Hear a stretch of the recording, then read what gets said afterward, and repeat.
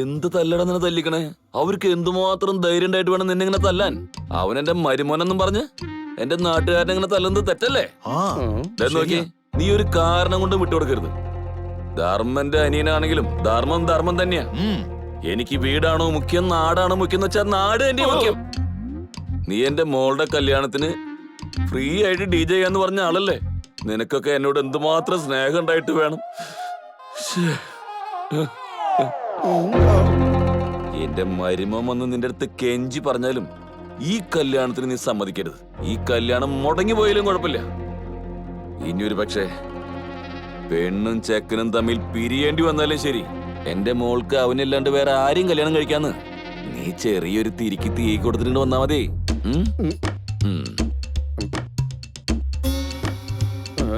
നമ്മൾ എന്തിനാടാ കത്തിച്ചിടണ്ടേ? പരിക്കേറ്റത് എനിക്കല്ലേടാ. അതേട്ടാ, അടി കിട്ടിയനല്ലേ ഇതിനല്ലേ ഉത്തരം പറയേണ്ടത്. എന്നെ തീർക്കാൻ തീരുമാനിച്ചു അല്ലേ? നിങ്ങൾ അത്ര വലിയ ആൾക്കാരാടാ. ഞങ്ങളുടെ നാട്ടിൽ വന്ന് ഞങ്ങളുടെ DJ അണ്ണന്റെ പുറത്ത് കൈവച്ചാ ഞങ്ങൾ വെറുതെ വിടുമെന്ന് കരുതിയോ? നീ എന്താ ഹീറോ ആ? ഓരോത്തിനെയും വെറുതെ വിടില്ല. ഞങ്ങളെ കാണാൻ ജോക്കറിനെ പോലെ ഉണ്ടോ? നീ അടിക്കാൻ വന്ന് കൈയും കെട്ടി നോക്കി നിൽക്കോ? ഞങ്ങളും നിന്നെ തല്ലുവാടാ. എന്ത് താൻ ഞങ്ങളെ തല്ലുന്നോ? അവിടെ നാട്ടിൽ ആണുങ്ങളായിട്ട് നിങ്ങൾ മാത്രമേ ഉള്ളൂ. ആ അടി കിട്ടിയവനെ കണ്ടില്ലല്ലോ. ഇന്ന് ഇവിടെ വരണ്ടതല്ലേ? അദ്ദേഹത്തിന്റെ ഡ്രസ്സിങ് ചെയ്തോണ്ടിരിക്കാ. ഇപ്പൊ വരും കുറച്ചു നേരത്തില്. എണീറ്റ് പോടാ ചേട്ടാ. ഇരിക്കേട്ടാ,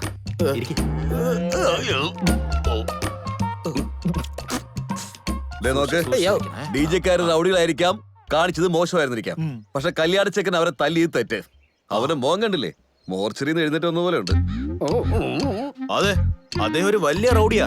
സ്വയം വന്നൊരു DJ പാർട്ടി നടത്തിപ്പോ നിങ്ങൾ തല്ലുവല്ലേ? അതെ, നിങ്ങളെ തല്ലിയത് ശരിയായിരിക്കാം, തെറ്റായിരിക്കാം. പക്ഷെ കല്യാണം തടസ്സപ്പെടുത്തിയത് തെറ്റ്. എല്ലാം സംസാരിച്ച് തീർത്തിട്ട് എത്രയും വേഗം കല്യാണം നടത്തണം. ആ പയ്യനെ കൊണ്ട് മാപ്പ് പറയിപ്പിക്കാം. അതോടെ എല്ലാം അവസാനിപ്പിച്ചേക്കണം. എന്താടാ നിനക്കിപ്പോ എന്താ വേണ്ടത്? ക്ഷമ ചോദിക്കണം, അത്രയല്ലേ ഉള്ളൂ. പറയിപ്പിച്ചാ പോരെ? അത് അല്ലെങ്കിൽ ഈ നാട്ടിൽ മാത്രമല്ല, എവിടെയും കല്യാണം നടക്കാൻ സമ്മതിക്കില്ല. അതെ ചേട്ടാ, ചേട്ടനെല്ലാം കേട്ടല്ലോ. നിങ്ങളുടെ മരുമോനോടൊന്ന് മാപ്പ് പറയാൻ പറ. ഞാൻ എന്റെ മോനോട് മാപ്പ് ചോദിക്കാൻ പറയാം. നേരിട്ട് എന്റെ വീട്ടിൽ ഒന്ന് ക്ഷമ പറയണം. അങ്ങനെ തന്നെ പറയാം. ഇപ്പൊ ഇവിടെ എല്ലാം തീരുമാനം എടുത്തു കഴിഞ്ഞു. ഇനി കല്യാണത്തിന്റെ കാര്യങ്ങളെ കൊണ്ട് നടക്കട്ടെ. അവിടെ ഇലയിടുമ്പോ എന്നെ കൂടെ ഒന്ന് വിളിച്ചേക്കണേ. ക്ഷമ ചോദിക്കാന്ന് പറഞ്ഞില്ലേ? വാ പോവാം. എടാ ചേട്ടാ, ആ ചൈതന്യം വന്ന് നമ്മുടെ അടുത്ത് സോറി പറഞ്ഞ ഉടനെ DJ തുടങ്ങിയിരിക്കണം കേട്ടോ. അവന് എന്റെ സ്റ്റെപ്പ് ഞാനൊന്ന് ഇട്ട് കാണിക്കണം. ചേട്ടാ, എല്ലാം റെഡിയായപ്പോ കണക്ട് ചെയ്ത് പൊക്കിയാ മതി. അടിക്കുന്ന അടിയിലെല്ലാം കീറി പറയണം. വീണ്ടും എന്തിനാ തല്ലിയതിനെ കുറിച്ച് പറയുന്നേ? അവൻ തല്ലിയത് മാത്രമേ എന്റെ ഓർമ്മയിലുള്ളൂ. ചേട്ടാ, പക്ഷെ ഞാൻ സൗണ്ടിനെ കുറിച്ചല്ലേ പറഞ്ഞത്. വെൽക്കം. നീ എപ്പോ വരുന്നാണ് ഞാനിങ്ങനെ നോക്കിയിരുന്നത്?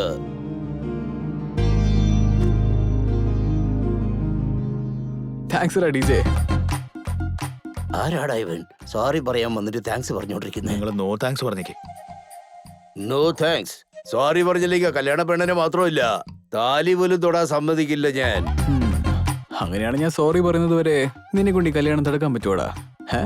തീർച്ചയായും പറ്റും. എന്റെ DJ സത്യമായിട്ട് ഡും ശബ്ദം പോലും വരില്ല പുറത്ത്. അങ്ങനെയാണ് ഈ കല്യാണം നടത്താതെ നിർത്ത. നിന്റെ ബലം എന്താണെന്ന് കാണിക്ക. നിന്റെ DJ കപ്പാസിറ്റി എന്താണെന്ന് അറിയാം. ഇവൻ എന്താടാ പറഞ്ഞിട്ട് പോകുന്നത്? ഇൻഡയറക്റ്റ് ആയിട്ട് കല്യാണം നിർത്താൻ പറഞ്ഞിട്ട് പോവാ. നമ്മള് ഡയറക്റ്റ് ആയിട്ട് നിർത്തിയല്ലോ. അതും ശരിയാണല്ലോ. അവ എന്തായാലും നമുക്ക് നോക്കാം. ഒരു നിമിഷം ഇങ്ങോട്ട്. ആ DJന്റെ അടുത്ത് സോറി പറഞ്ഞോ? ഞാൻ അവനോട് സോറി ഒന്നും പറയത്തില്ല. അയ്യോ, അതെങ്ങനെ ശരിയാ? അവര് നമ്മളെ അടിച്ച്, ഞാനും തിരിച്ചടിച്ച് പകരം വീട്ടിയതാ. എന്നെ കൂടെ സോറി ഒന്നും പറയാൻ കഴിയില്ല. നീ ഇങ്ങനെ വാശി പിടിച്ചാൽ എങ്ങനെയാ? ആ DJയോട് നീ ഒരു സോറി പറ. പിന്നെ കല്യാണം കഴിച്ച് നമുക്ക് നോക്കടാ. എന്നെ കൊണ്ട് കഴിയില്ല ഡാഡി. നിങ്ങളോട് സോറി. എന്നെ കൊണ്ടൊന്നും പറയാൻ കഴിയില്ല. എന്ത് വേണമെങ്കിലും നടക്കട്ടെ. ഈ കാര്യത്തിൽ എന്നെ നിർബന്ധിക്കൊന്നും ചെയ്യരുത്. അത്രേ ഉള്ളൂ.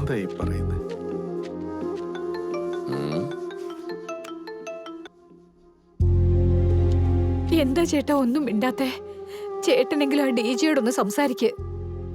എങ്ങനെങ്കിലും ഈ കല്യാണം നടക്കണം ചേട്ടാ. അല്ലെങ്കിൽ തന്നെ ഈ നാട്ടുകാർക്ക് ഇപ്പൊ ഒറ്റക്കെട്ടായിരിക്ക. ഈ കല്യാണം നടത്തില്ലെന്ന് അവര് പറയണേ. നമ്മുടെ മോന്റെ പേരില് അറ്റംപ്റ്റ് ടു മർഡർ കേസ് കൊടുക്കാൻ അവര് പോണേ. എന്ത് സംഭവിച്ചാലും നീ ഒന്നുകൊണ്ടും പേടിക്കരുത്. ആ DJക്കാരന്റെ ദേഷ്യം തണുത്തതിന് ശേഷം ഞാൻ തന്നെ എന്തെങ്കിലുമൊക്കെ ചെയ്യാന്ന്. അങ്ങനെയല്ല ചേട്ടാ, ഈ കല്യാണം മുടങ്ങിപ്പോയ ചേട്ടന് എന്തുമാത്രം വിഷമാവുമെന്ന് എനിക്കറിയാം. മാനസിയെ കുറിച്ച് ആലോചിക്കുമ്പോഴാണ് എനിക്ക് സങ്കടം. ആ ഫോണിങ്ങനെ അമ്മവാ, ഇപ്പൊ നമ്മൾ എന്താ ചെയ്യാ? പ്രശ്നം വലുതാവാനാ സാധ്യത. നാട്ടുകാരൊക്കെ ഒന്നായിരിക്കുക. ചൈതന്യനെ തിരിച്ചല്ലാണ്ട് വിടില്ലെന്നാ പറയണേ. നിങ്ങ അവിടുന്ന് എത്രയും പെട്ടെന്ന് പോണതാ നല്ലത്. അടുത്ത മുഹൂർത്തത്തിൽ നമുക്ക് വേണമെങ്കിൽ കല്യാണം നടത്താലോ? ഞാൻ പറയുന്നത് കേക്കളിയാ. ഇങ്ങേരുതെന്ത് ഭാവിച്ച മറ്റൊരു മുഹൂർത്തത്തിലേക്ക് മാറ്റാനോ? എല്ലാരോടും നമ്മൾ എന്ത് പറയും? എനിക്ക് ഒരു പിടിയും കിട്ടുന്നില്ല.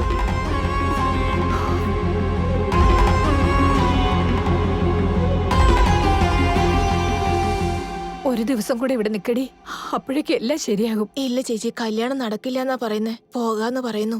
ഞങ്ങൾ പോകുന്നു. വാ ചേച്ചി, പോവാം.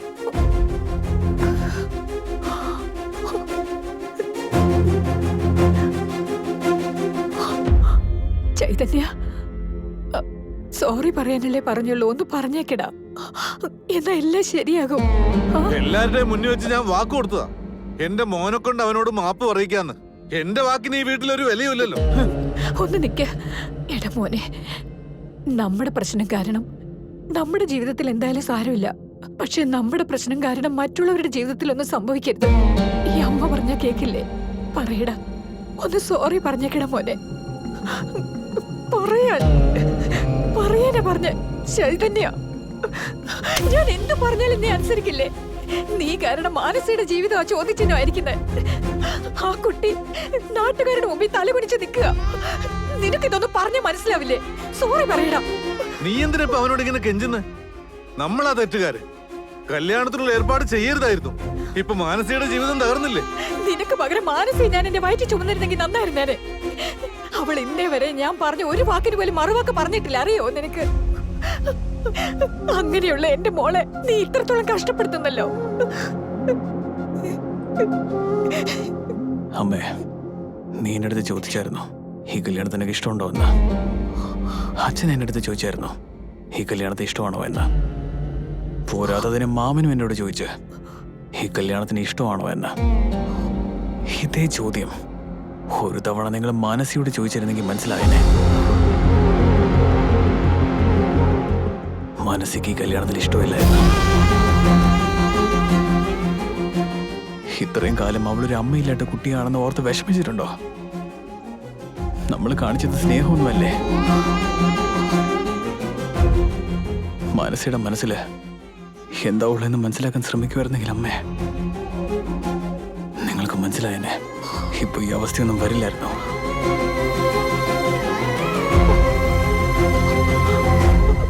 പെട്ടെന്ന് വാടി, പോവാം. എങ്ങോട്ട് പോവാനാ? നിങ്ങൾക്ക് ആർക്കും ഇതുവരെ മനസ്സിലായില്ലേ?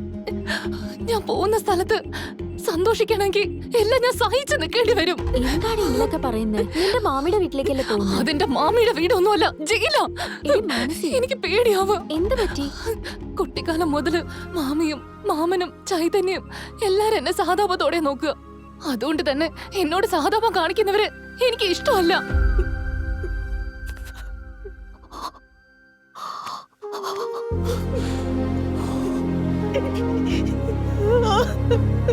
നീ കരയല്ലേ?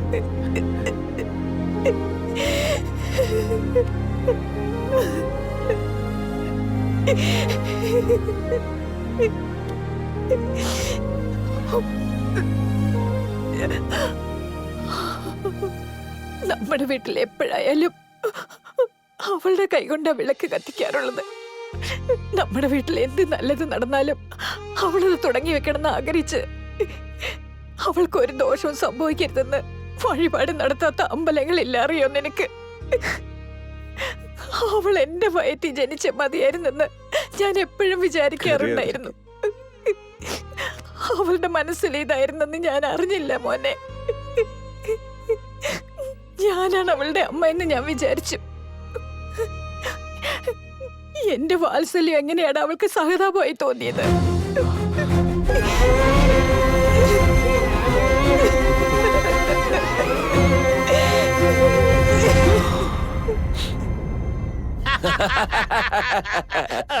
സൂപ്പറാ ബാബാ, പറഞ്ഞ പോലെ തന്നെ ചെയ്തു. ഉടനെ ഒന്ന് വീട്ടിലേക്ക് വരാമോ?